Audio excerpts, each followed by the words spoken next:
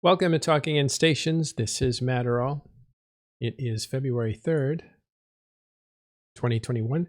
Sorry, 4th. Wow, how'd that happen?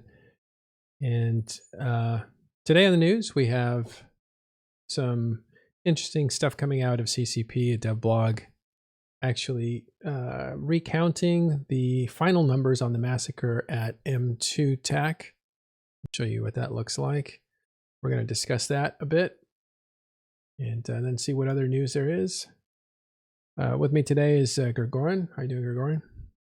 I'm right. Okay, well, let's just get into it. These are our headlines. Although there was some news going on as far as the war. Weren't there a bunch of wasn't there a lot of destruction today? I saw a few battle reports. I don't think there were any big timers today, but I think I saw a few battle reports. Well, we'll check that out. I think there was some stuff, but we'll see that at the end of the show. Let's go and revisit. Yeah. The main thing that the biggest war things that happened today are reinforcing Keepstar iHubs for I guess timers over the weekend. Okay. Well, let's see. We just got to tip this. Yeah, I thought there was some Fortizars that went down here. So that was a test Fortizar that went down in Esoteria. Yeah, there was other stuff. There was a list of about, there was a ton of stuff going down for Imperium. And then some stuff, I guess, here. There was about 3 or 4 things going down for test. I'll see if I can dig that up. Anyway, the big news today, though, is this massacre at M2. It's a CCP Aurora dev blog that came out from the community team. Hey there, thanks for the cheer. And I guess they've titled it The Massacre at M2. A little play on words. You have the Bloodbath of BTAC-R, the Massacre at M2. I forget what the other ones are. And we'll just read a little bit of this. Not the whole thing, but it's nice to look at some of these graphs and stuff. So, a clash of titans. The largest war in EVE and video game history has been raging for months, and tensions were building. 2 sides of the conflict each possessed the largest supercapital forces in New Eden, and the large-scale confrontation felt inevitable as the battle lines pushed closer. The fighting grew bloodier, and each battle became more critical to each side's success, survival, and morale. On December 30th, 2020, this tension finally came to a spectacular head in the most destructive battle New Eden has ever seen. As Pappy forces were continuing to press into Imperium home region of Delve, they began to assault against a seemingly irrelevant Keepstar, that's in quotations, irrelevant, in the system of M2-XFE. Pappy cleared the shield timer without much contest. However, when it came time for the armor timer, the Imperial Supercapital Fleet was poised to respond. A lone Imperium interceptor pilot is credited with attacking the M2-TAC Sino jammer just prior to the start of the fight, granting the Imperium forces a window in which they could bring capital reinforcements while the Sino was repaired. The Sino jammer was repaired. The Sino jammer was then hit several more times by a small number of Imperium pilots to keep the window open as they brought in additional reinforcements. However, the attackers too were bringing in additional ships as both sides attempted to achieve a numerical and firepower advantage. At 22:30 GMT, the Pappy forces moved into position below the Keepstar and waited nervously to see if the Imperium forces would break from the safety of the Keepstar tether that was engaged. As the first shots were fired by Pappy at the structure, the Imperium broke the tether and returned fire. The resulting fight would be the most destructive in EVE history. How many of you guys were there? X up if you were in this battle or if you watched it on our live stream. Here's a Razorian picture of it. I believe Razorian was hanging out. Let's read a little bit more, shall we? The fighting lasted approximately 14 hours as each side volleyed Titans and enemy super capitals off the field, one after another. The trades on both sides were incredibly even, with each side losing super capital ships at around the same rate. The bloodbath continued until daily downtime the next day, when Pappy forces were issued the command to stay logged out after the servers went offline. As the dust settled, New Eden was left to tally a larger battle than had ever been seen before amidst a mountain of shattered Titans. Ding, turn the page. All right, so let's look at that final tally, and this is extraordinary. The final tally, ISK lost was 29 trillion. Titans destroyed 257.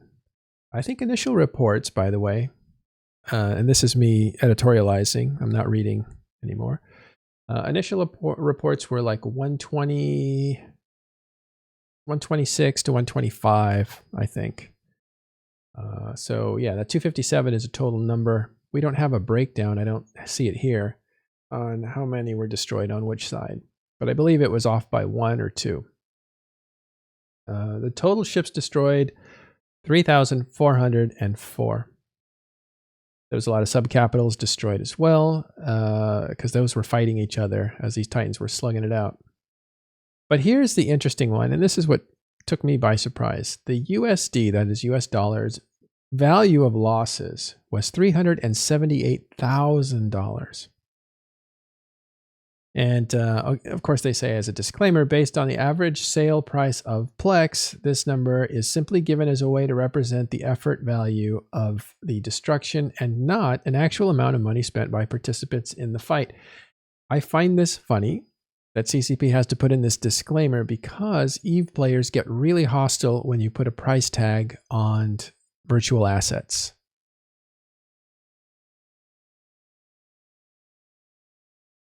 It is kind of funny to see that even CCP has to do that. Yeah, just to fend off the coming criticism. Okay, so here is the memorial that is going in, and it is just beautiful. Called Everlasting Testament. Amidst the wreckage, a monument is being constructed in M2-XFE. I don't think it's being constructed right now because there's an ongoing situation in M2. I imagine if everything goes well, that situation will resolve itself within a month. But at some point in the future, this sculpture that was designed by the art team will go in, and I'll show you that. There is a 3D rendition of it. And it just looks really beautiful. It's got some vertical supremacy. In other words, it's really tall. It's got its arms out. And the process is described by the, we'll call him sculptor, even though it's three-dimensional, on what the influences were. Why don't I go ahead and read that? So from the designer, the initial concept, and this is me reading, the initial concept was very clear in my head.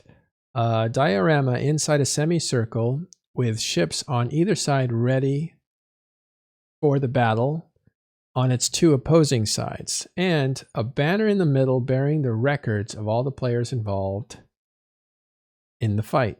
I wanted something majestic and imposing to represent the epic scale of the battle. I was greatly inspired by the architectural rhythm of, and here is, I believe it is a church in Iceland called the Hallgrímskirkja, and that's the best you're going to get out of me. We'll show you a picture of that for the main structure. So he took some inspiration from this structure here, which you can see. That is a church in Iceland, and it's actually in Reykjavik, but it's beautiful, and it's Hallgrímskirkja, and yeah, it is the largest church in Iceland.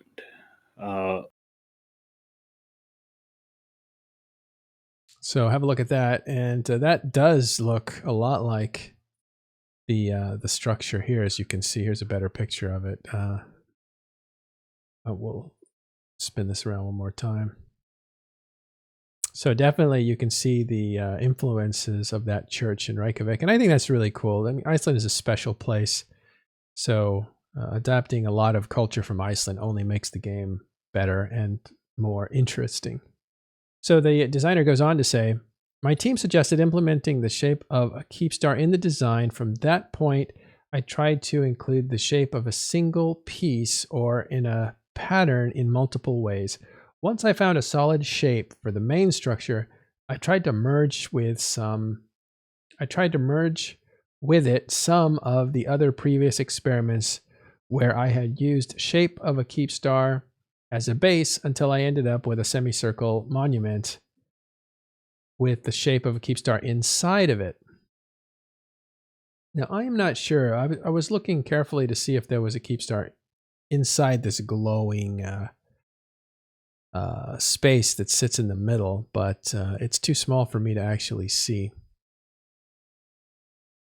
But you know, I think that's what was described. You could see it here.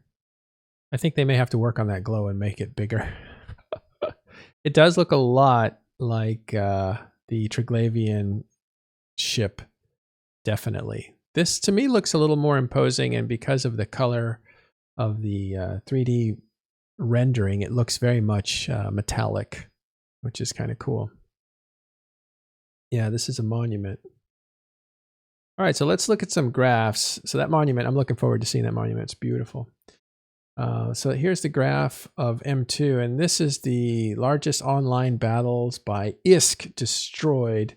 And you could just see how much bigger this is from BTAC-R. It literally is 2.5 times, actually 3 times bigger than BTAC-R. So whereas values in trillions was 11 or 10.5 for BTAC-R, this one is 29 trillion. So yeah, there is inflation to talk about, and you know, it's also, if you really think about what BTAC-R was worth, it may not measure up to M2. It may measure up to M2 if not surpass it, because what was ISK worth back then? What was Plex worth back then when BTAC-R happened in 2014?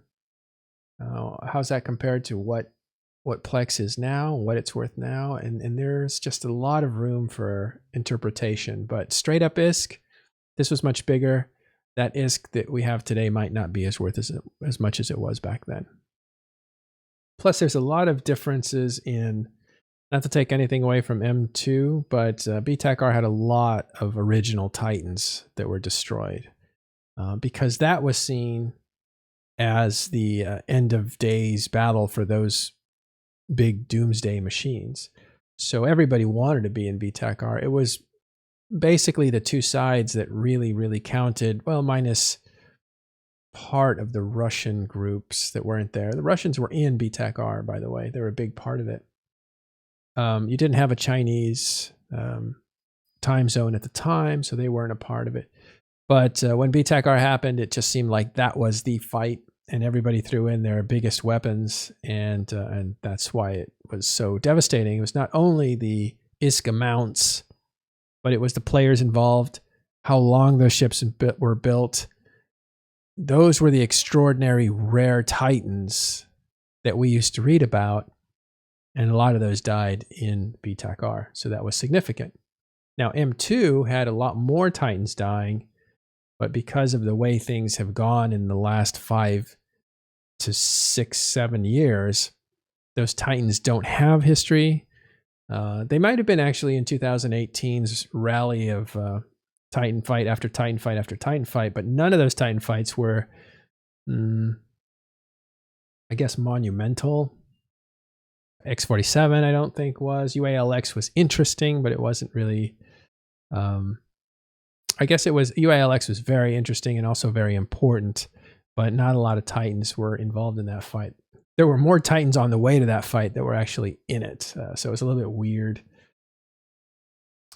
But yeah, I'm at this point just trying to give you some perspective if you're new or have been here less than 6 or 7 years, that BTAC-R was significant for more than just ISK reasons. And that's not just me favoring BTAC-R because it was the old battle. There's a clear difference between the significance of BTAC-R and M2 TAC. And this armor battle of M2-TAC wasn't nearly as significant as B-TAC-R, as far as the psyche of EVE Online in general. But look at that number, pure numbers, huge, 3 times the size of B-TAC-R. X47 too doesn't really deserve this spot. This was just not that interesting. UALX, this was a very interesting fight. To me, it's one of the great fights of EVE Online's history. I think there's been a few fights in EVE Online history that were really interesting and important. And I think UALX definitely is among those top ones, as is B-TAC-R, C-TAC-L.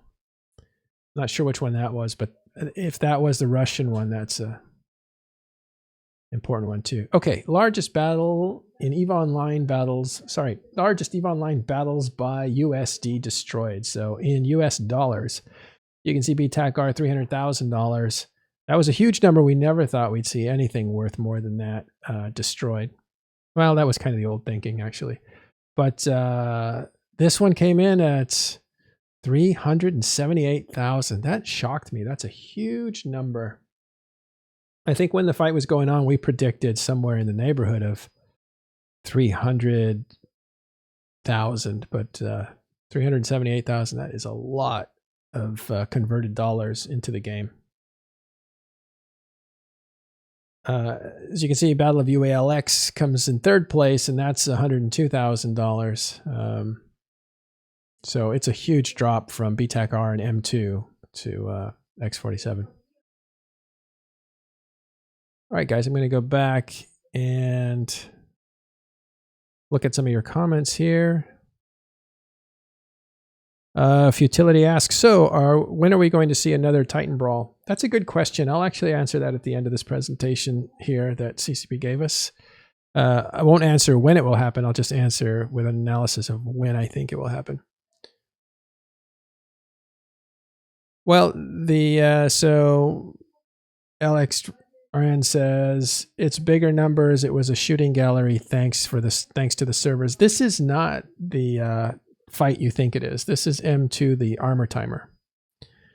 Unless they put everything together, which they didn't do. No. So this is just the armor timer. Just the armor timer. They didn't do the hull timer. So what you're thinking of, where it was a big turkey shoot, that's not even included in this. That comes later. This was the actual biggest fight, and this was the armor timer, and this was a slugfest where they basically were trading Titans back and forth. Both lost about 125 Titans, or 126, 27 Titans, and it was very fair as far as the battle. It was very even as far as the trading, and it was illuminating because the servers held up very well for this. So it was a fight that was big, exciting, historic, lots of destruction, lots of high-end destruction. And so, of course, everybody logged in for the next round, and that round just blew up and didn't work out. That's the one you're thinking of. Everybody, including people who hadn't been heard from in years, showed up for the next one because of how good the first fight was. Yeah, so this one... one... Sir Mole even showed up. Right. Still going through your guys' comments here. More than $250,000. Yes. I wonder what the numbers speak mind. Okay, so I think I caught up.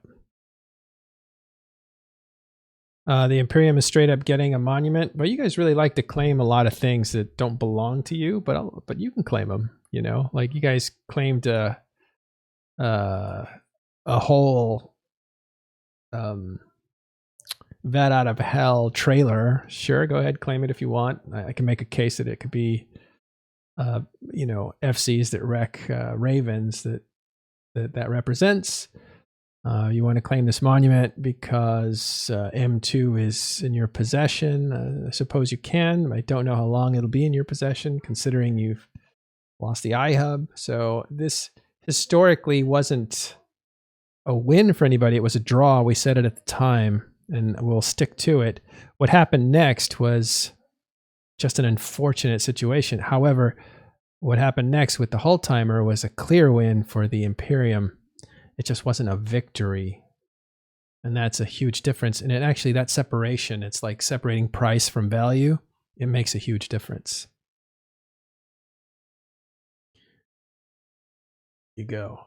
All right. So claim anything you want, but you're going to have to share it with some of us that are not part of your exclusive group. You know, us pubbies, you know, we like EVE Online too. All right. So let's look at these numbers here.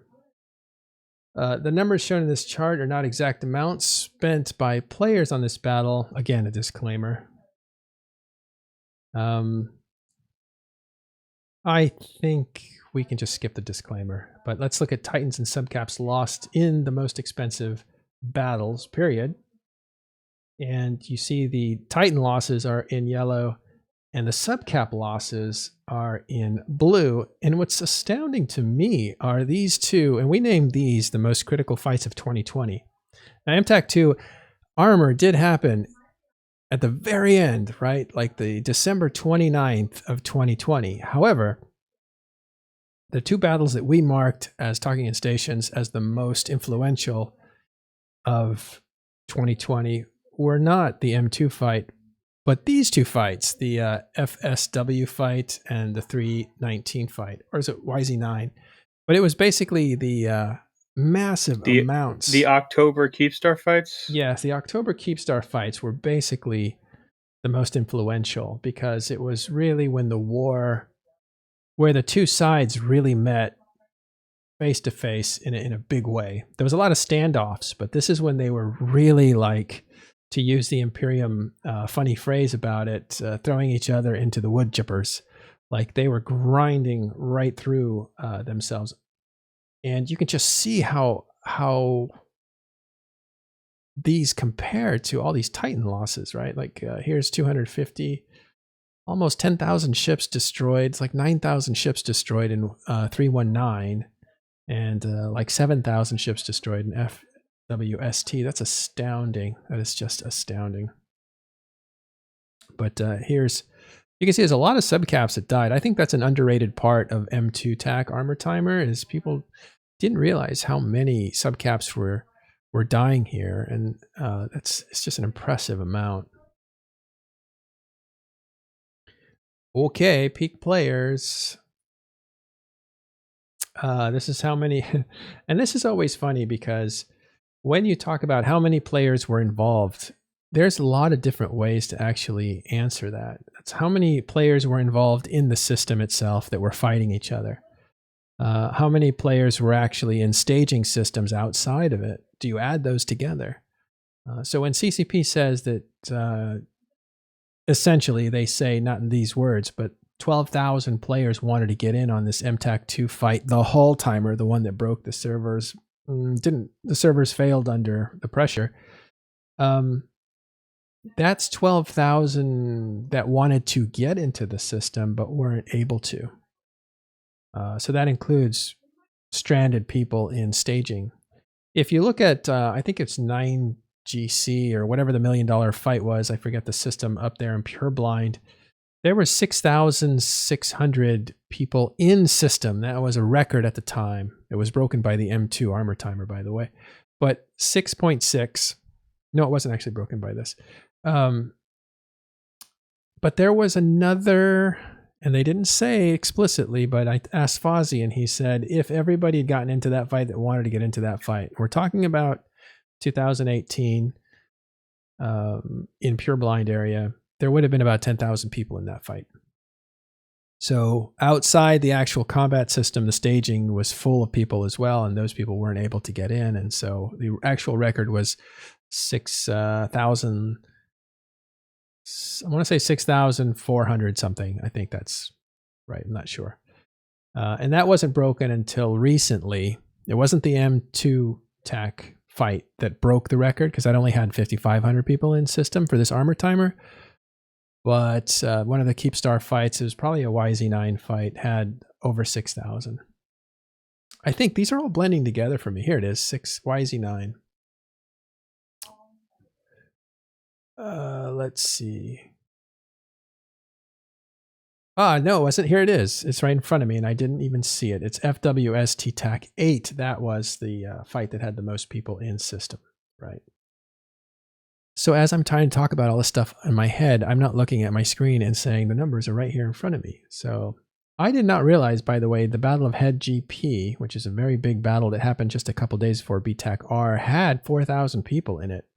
That is a lot. As you can see, BTAC-R was a lot smaller. It only had 2,600 people in it. And that makes sense because that was really a Titan fight. There was no point in bringing in more than that.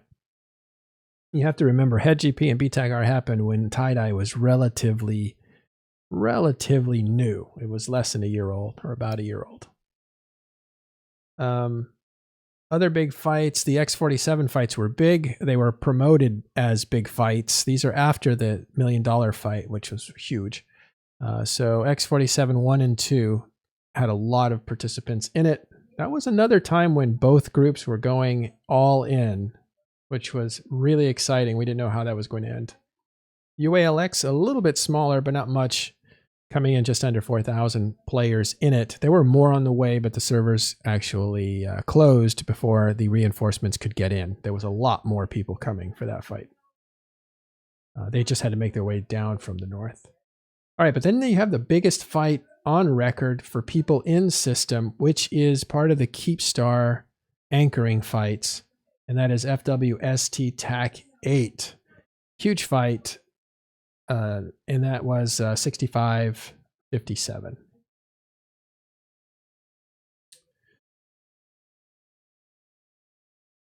It's interesting because I thought the 9GC fight should be up here. Why isn't that up here?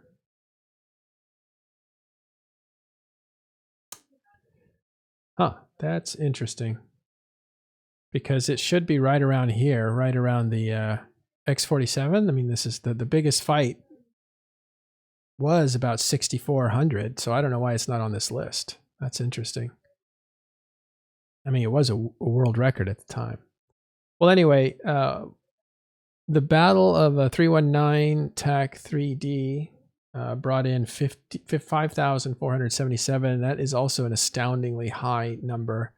And then, of course, the armor timer for M2 TAC coming in at, I thought it was 5,500, but it's a lot less, actually. It was 5,100, so no wonder it was performing well under pressure. I might have been thinking of 319 when I was quoting that. Okay. Thanks for bearing with me, all those numbers. So Titans lost by alliance in the first battle at M2. So this is by alliance, and so this is going to be very deceptive. It's going to look like Goonswarm got slaughtered, but they didn't, because Goonswarm's part of a coalition. So this is a little misleading since there were two sides, but there's going to be multiple alliances that belong to sides. So remember that M2 TAC was relatively even, but as far as the Imperium's concerned, Goonswarm took a lot of losses. They lost 94 Titans, and their arch enemy for decades, Northern Coalition, lost 45. Test Alliance lost 38, and Pandemic Horde 28. So you can see the yellow are on one team and the blue are on another. And that's how they stack up as being allies. So Dracarys got away with just one. So did Siberian Squad, Eternal Requiem, Evictus. They all lost one Titan.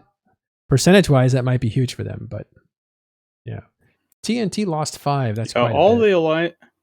Yeah, TNT and Ranger Regiment are kind of anomalies because aside from those, the only alliances that lost multiple Titans were really big alliances.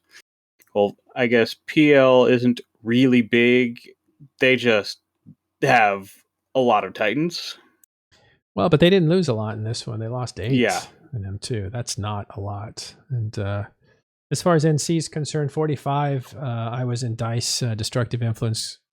And way back in 2016, the DICE Corporation alone had more than 45 Titans. So Northern Coalition, it's not nothing, but they certainly have more Titans than that.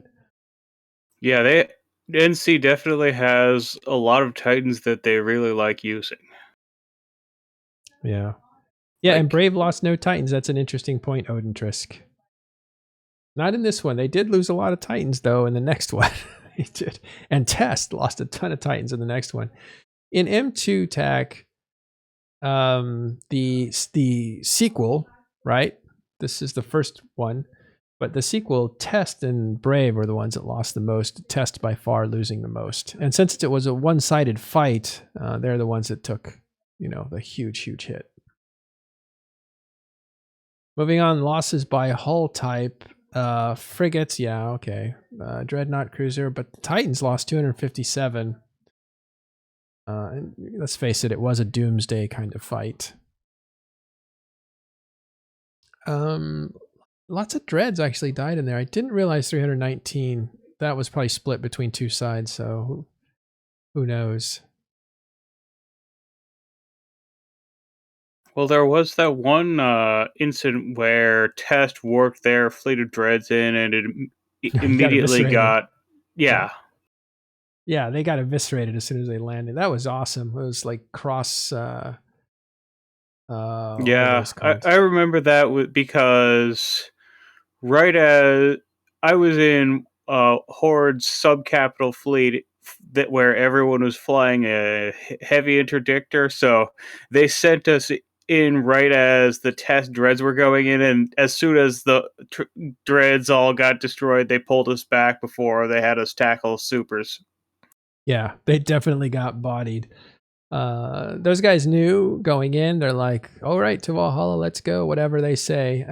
I think Manfred Sidious was the FC on that, but it doesn't matter if they knew they were going to get killed. I don't think they ever expected to get wiped out before they basically landed. They just got. Yeah, most of the time, if you're flying a dreaded something big like that, you don't expect to go home.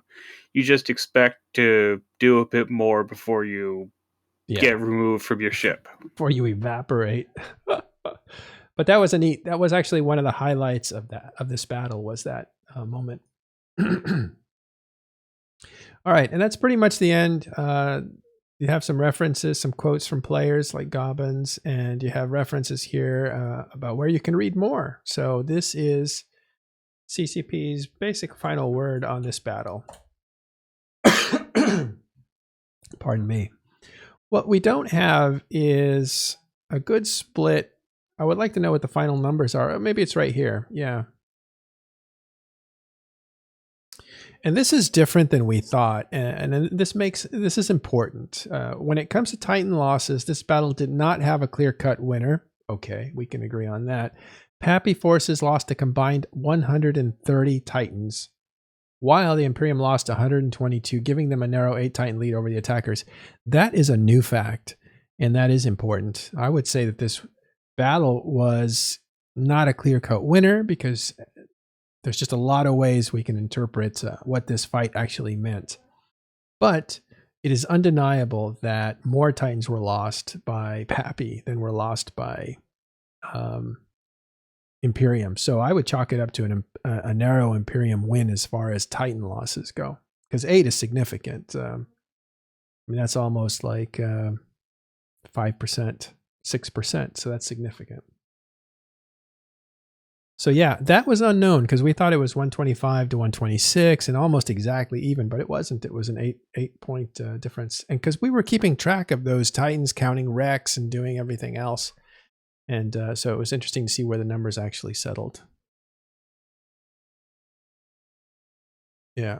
Anything over 5% is considered scientifically significant. So now the reason that this isn't significant and why it's okay to say there was no clear-cut winner is because this was basically part 1 of a part 2 match. And so really by the time it ended, both teams had suffered significant losses. And if you do total up the number of Titans that they even possessed, then an 8 Titan difference is not that big a deal. But this did not change the board. This fight did not change the board. But what it did do is set up a situation that we are still seeing play out, right? Because the Imperium is still owning M2 TAC. They still are sitting on over 100 we assume Titans from Pappy, they still have possession of that keep star. It is still ongoing. I think it will resolve in the next month or less, as Pappy's just taken over the iHub, which means they'll be able to take stronger control of the system. And once they can control the system, then they can control the fate of that keep star. And once they control the fate of that keep star, then they can control the fate of their buried allies that are in that system.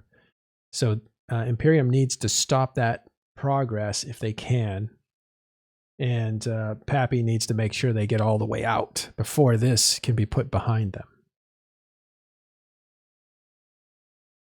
Okay, a couple questions is, there's one that I was going to come back to, and then one here by Futility.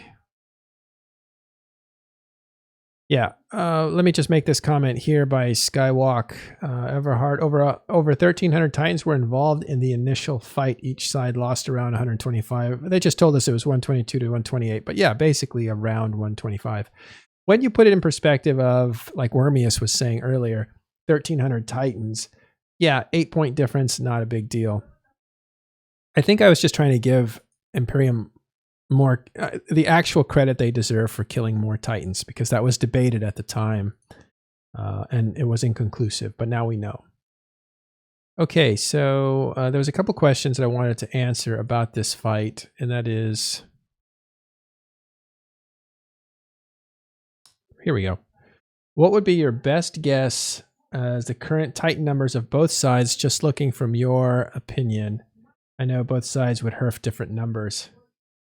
That is a good question, and I wish I had a good answer for that, but there's been a lot of obscurity to it. I think, and I'm not going to venture a guess because I could be wildly off, but there's still hundreds and hundreds of Titans on both sides, so I would say at least it depends again on how many they can bring to bear versus how many they have versus how many they have on accounts that are no longer active. And so when you start thinking about Titans and capability, you not only have to think about what guys have them, how much your alliance has in reserve to replace those that get destroyed, how many you can buy off people who aren't using them, but then you also have to think about how many past players are willing to turn on their account and hand over a Titan that they don't want anymore. And it's almost like a fossil fuel, right? Like, how much oil do we have? Well, I don't know what that actual number is, because you don't know how many players are buried under there and are loyal enough to say, I don't really need this anymore, here you go. So, but I think clearly both groups have anywhere from 300 to 400 Titans, maybe as a minimum. And I think that number might climb to 500 or 600 Titans. And again, these are just... Yeah, I would have guessed 500 or 600 as the low bound of... No, I mean... Well, it depends. I mean, even if 1,300 Titans were in M2, that's more than I thought were in M2. So I could be wrong. But what I've seen brought to bear is in the neighborhood of 300 to 400 Titans when they form up strong. And that was before a lot of them were lost and some of them were buried. But a lot of those were replaced. And so I still feel like the working capacity of Titans is still at full strength in the 400 to 300 to 500, I think, is like the working full strength. Unless one group has kept their full strength hidden, which I've had a lot of measuring contests, so I'm not sure that's the case. Okay, was one other question that I had left behind here. And I think it was very bad for forgetting it, but it was a long time ago. If I didn't answer your question, please write it again, and I will pick it up the back. Otherwise, I'm up here looking for it.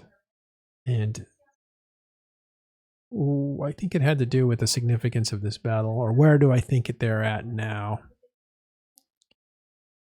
Okay. Yeah, just rewrite your question if I didn't answer it, or if you have a new question, I'll try to take care of it in the next few seconds. But that is a review of MTAC2 or M2-TAC. God, I gotta stop saying that. The massacre there. Okay, let me see if I can answer some of these questions here. What do you expect what do you expect? When do you expect the next Titan Brawl? That's the question I was looking for. Futility. Thank you. And the answer to that is unknown.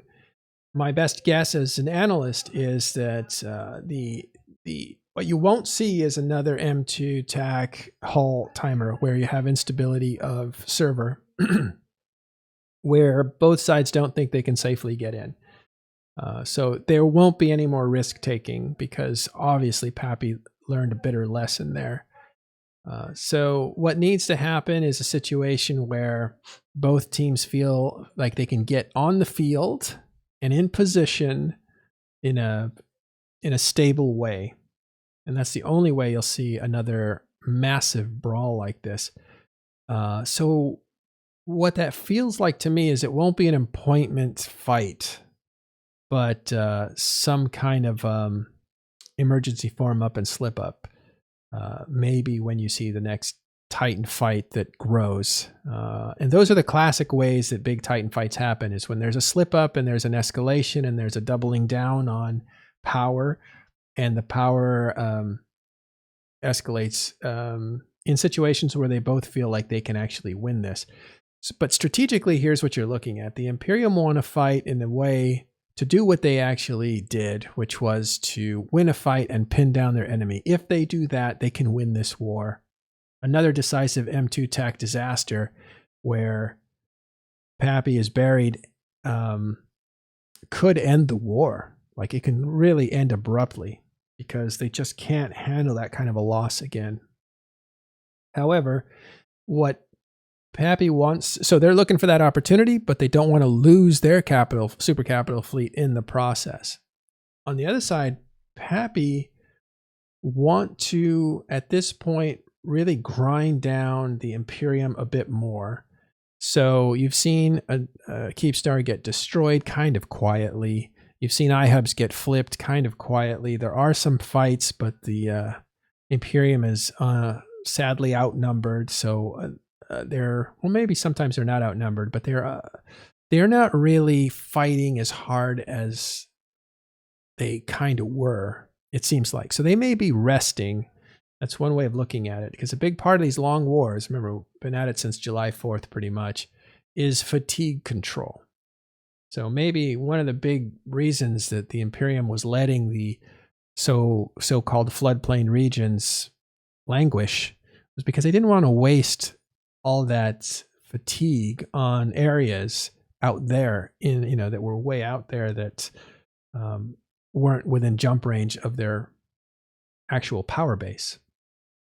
So I think what you may see right now is a little bit of resting going on the Imperium side, because I don't see them fighting as hard as they were before, or looking for opportunities to strike a blow. And yeah, so Skula says, don't say we're not outnumbered. We're definitely outnumbered. That is true. You're outnumbered. But I think the iHub fight that I witnessed, it looks like both sides were kind of even. So it depends on who shows up to the battles. That's what I mean by outnumbered. So I don't think you see the big difference in numbers there. Do you? Yeah, the Imperium is outnumbered, but I think they do have a habit of exaggerating how outnumbered they are. Not by much. We did number crunching on active PvPers one time, and although the Imperium said we're outnumbered 3-1, they were outnumbered like 2.2 to 1. It was more than 2, but far less than 3. And that was just a snapshot. So things have changed since then. So it depends. And they are clearly outnumbered at least 2-1 overall in the campaign. But when I saw an iHub fight for M2, I saw the numbers were relatively even. But that's only a few cameras, so maybe it's more than that. In any case, outnumbered or not, the Imperium are like picking their battles carefully. I haven't seen them try to flip, the I don't know. I always think of the best way for Imperium to win is to find an opportunity to do exactly what happened in M2. And things went very right for the Imperium. They kind of got lucky, and it was great for them. And a lot of it is they're prepared to take advantage of the lucky opportunities. They also strategically make really good decisions that put them in the position to take advantage of opportunities when they arise. So it's not that they're lucky; it's that luck is a part of the equation, and they may be looking for that next situation that could switch to be favorable. So what Pappy is doing is carefully and methodically being foolproof, right? They're going to make sure that when they're trying to take down a keep star, that they've crossed all the T's and dotted all the I's, and they have more people and more firepower and in a better position. And in this environment, it's hard to see a situation where those Titans are going to come together again. Before M2, there was a real desire on part of Pappy to get into a huge Titan brawl. I know that Vince Draken thinks that way. He's always looking for that BTAC-R revenge fight. And I have a feeling Gobbins, when he was talking in this town hall before M2 in December, was saying like, hey, we may take a keep star without securing it first with a Sino jammer. We may speed up the tempo of this whole campaign because our guys are probably getting bored or tired or whatever, for whatever reason. And so we're going to speed it up, which means we're going to play a little looser, a little less safe. And then MTAC2 happened. And I think at that point, and I haven't confirmed it with anybody, but Vince Draken said, I think in an article that he was quoted in as saying like it was a big risk, and so this war will probably be continued slower. And so the point is there will probably be a lot more careful execution on plans to deliberately take down structures, to deliberately wipe things out until 1DQ, and that's when you may see the next all-in fight where all the chips go onto the table and people are willing to lose everything.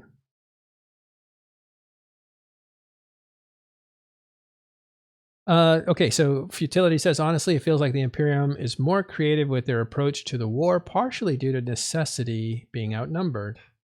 But they seem to be more creative in their means of engaging. Just my 2 cents. And Wormius agrees with him.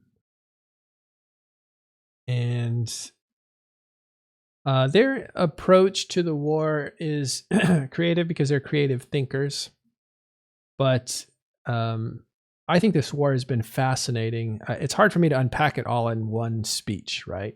Like I almost need to support what I say with examples and facts and that sort of thing. But this war has been very interesting to me, and there's been mistakes on both sides. I'm not saying it's equal because clearly we're here and Delv is essentially crumbling and the Imperium is buckling under pressure. And this is not something that normally happens to them. They're usually the big kid on the block, but they're not this time because all the other kids made one giant kid and now they're the smaller kid on the block. But in that situation, they're really having to pick when they can try to make a difference. And only recently have they started attacking other people's homes and to insulate legacy space, to insulate themselves from taking losses back home, have basically said, we don't care about home, we care about Delve, we're moving there. And so that narrative is kind of nullified by the fact that nobody in test is worried about catch. They're not worried about home burning. They're worried about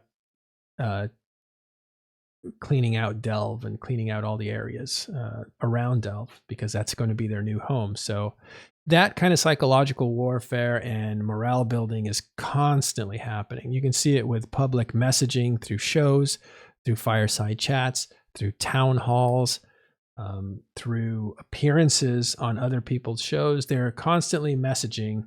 They're analyzing, but they're also messaging what their guys should be thinking.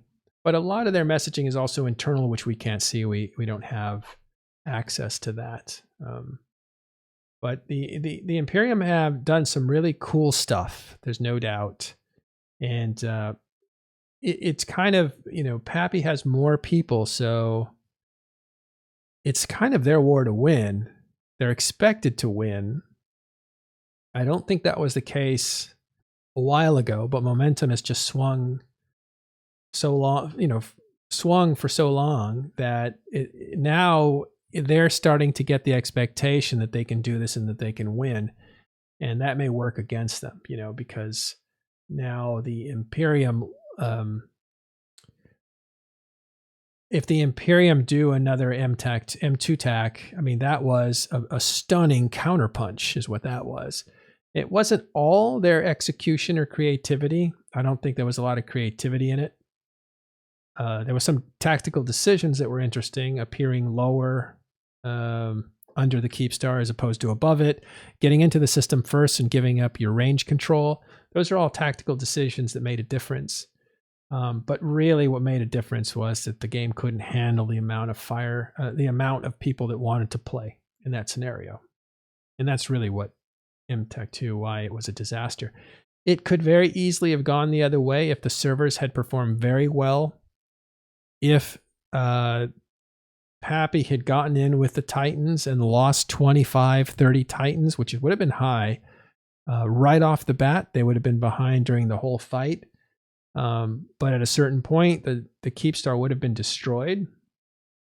Therefore, what would the Imperium have done at that point? And that would have turned into an incredibly lopsided situation for them had they not had some preparation that I can't think of, to bail out on that situation. But it could have easily gone the other way, which is why Pappy was enticed to take it. Jump in there, even though there was 4,000, 4,500 people in there. There was a possibility of kind of ripping this open, but instead they weren't allowed to jump in. But not only were they not allowed to jump in, but their ships were destroyed and they weren't allowed to control those ships, which is kind of a crappy situation if you think about it for Titan pilots coming in from test. And that really did. I know people try to say like, oh, it's all right, it happens, or whatever. But if you're a player and you don't get to control your ship and you get blown up in the process, nobody's going to tell you that, oh, well, that's Eve. And expect you to feel okay about that. You're going to be angry about that sort of thing. If you want to die, you're going to die fairly, because the world's supposed to be cruel, but fair, not cruel and unfair. So, yeah. So that's the massacre at M2 tack. All right, guys. Thanks for sticking around for that discussion. That was almost an hour. I didn't expect to go that long. We have a little bit more news. Burgoyne, do you want to? My throat Well, is shut. I noticed that the Alliance Brotherhood of Spacers appears to have taken the Sov that had previously been held by Freight Train Diplomacy, which lived near them in Vale of the Silent, and so I guess that might mean that Boss Brotherhood of Spacers is moving out of NPC null. So I guess we'll see about that. Sorry, did you say that was Pureblind? Vale of the Silent. Thank you. Wow, fraternity is all over Vale. Where did you say they're moving in? They took Sov and Vale of the Silent, having previously lived in Venal since they left Test. Oh yeah, but what's their call letter, or whose space did they take? Freight Train Diplomacy, which had left the region entirely to join Wrecking Crew. Right. So is that? Let's see. Is that? Yeah, Boom is Freight Train. So they're settling in this area here. I think that's kind of a nice area, if I'm not mistaken. Vale is so big. I forget how big Vale is. It's like half the size of Domain, or 2/3 the size of Domain. Domain is huge. But look at Vale. I mean, that's a huge, huge place. Tons of systems. No wonder it's always rented out. All right, well, we'll see what's going on. Boss took boom. Okay, thanks. That helps. Yeah, interestingly, one interesting coincidence since Boom moved out to join Wrecking Crew is that when Boss, the Star Frontiers Corp, was in test before they started on their own corp again, one of their most notable members was Sado, who is also now in Wrecking Crew. Yeah, the head of Dread Bomb. All right. Well, I think that is all the stuff we have today. There were definitely other things going on in the war that we didn't take, but it was really nice to go back and look at M2 and just kind of go through how CCP has defined it and to give you some more insight into it and possibly what to look for in the next few weeks. So we will be busy looking at a lot of the destruction that's going on. I think right now we're in a situation where there's a lot of body blows, not a lot of like, headshots or whatever. But there's some work being done that's kind of softening up. The Imperium, again, they're, I think, kind of resting. I call it like rope-a-dope, like they're kind of resting and tangling up their opponents, but they are not out of this yet. So we'll see what happens. Actually, we'll keep an eye on this and get you the latest news that we can. And also we'll look at wormhole evictions that are going on. Oh yeah, possibly should have like their final, or some of their final timers over the weekend, right? Yeah, they have 3 Fortizars, if not 4, and those are essentially just loot pinatas. I don't see Pop C able to defend themselves against HK and allies. There's just too many of them. I believe whole control already belongs to the attackers, so it's an issue of seeing how gracefully they can die in that system. As far as I can tell, there is no cavalry coming to save them. It just doesn't exist right now. TDSIN is busy in initiative, and even if they were around, I'm not sure if they could overcome what's attacking them. So it just depends. All right. So you got anything else before we go? I can't think of anything else. Mm-hmm. So Aurorus Porcellus is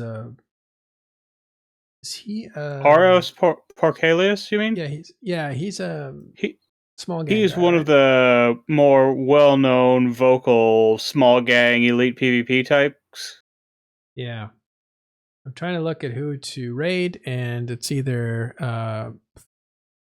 Theta Thursday or Rampage Inc. or him. And I've heard of him. He just won an award from Less Than 10, and we like Less Than 10.